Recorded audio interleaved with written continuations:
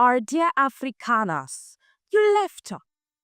You went in search of greener pasture, for a land flowing with milk and honey, for a land you thought would give you all you wanted. You left all you had behind and went up, up above. You felt it was up above, but right now you are tired. Well, I'm sorry, I had to do that poem, if you call it a poem, because Afrikaners are actually tired. These same Afrikaners who wanted to leave South Africa few months ago are now tired of where they are.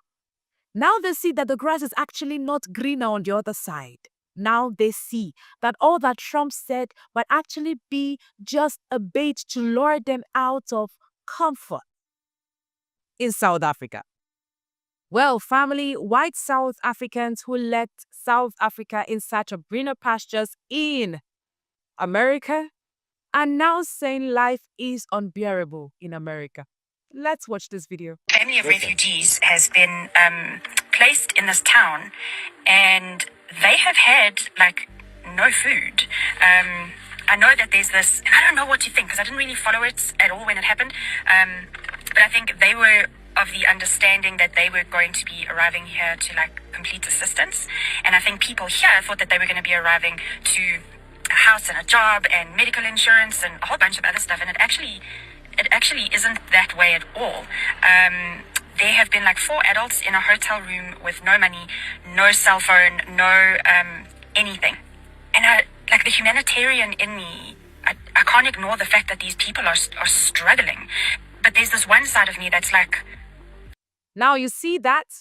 These guys left South Africa with high hopes that America would be a good place for them. They left everything they had in South Africa to America. But right now, they are saying that America is unbearable. How? Did Trump fail in his promise? How is it unbearable? Well, let's do a quick backstory. In January 2025, President Cyril Ramaphosa signed into law the Expropriation Act, number 13. It updated the apartheid-era 1975 law, permitting the government to expropriate land, well, in exceptional public cases like redistribution, conservation, or infrastructure. But importantly, the law requires negotiation with owners and full constitutional oversight. Importantly, the law requires negotiation with owners and full constitutional oversight. Facing any era of land reform, some Afrikaner groups claim their agricultural properties would be seized, so they turned their national grief into global appeal. And then in February 2025, President Donald Trump issued an executive order condemning the Expropriation Act. He asserted that it allowed the South African government to seize lands from the white South Africans without compensation, and that wasn't true. Well, after the back and forth, President Donald Trump offered a refugee pathway for South Africans, the Afrikaners, who felt they were victims of racial persecution. Some accepted and some did not. Now, those who accepted, we are so glad they did in the first place. When they went there, they were happy. Things that weren't even given to Black Americans, the reparations they demanded, were given to them on a platter. Well, so they felt. But all of a sudden, we hear that they are tired. America is unbearable. What happened? We felt they would get liberation, security, freedom, farmland that they did not get in South Africa. What happened? Mind you, South Africa land reform addresses centuries of racial injustices. South Africans were disproportionately landless in their own country. They had most of the land. The white South Africans had most of the land. They occupied most of the land. They even had white-only land in a black land.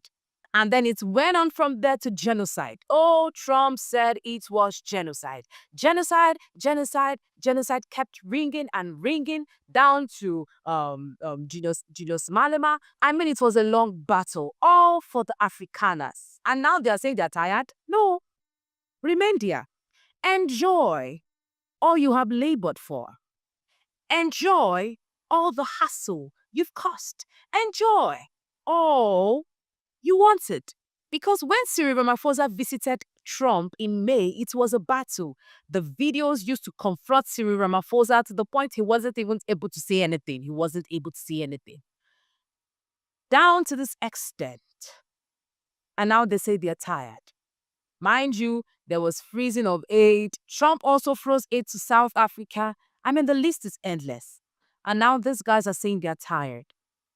Did Trump forget to keep his promises? What were they expecting? What did they need?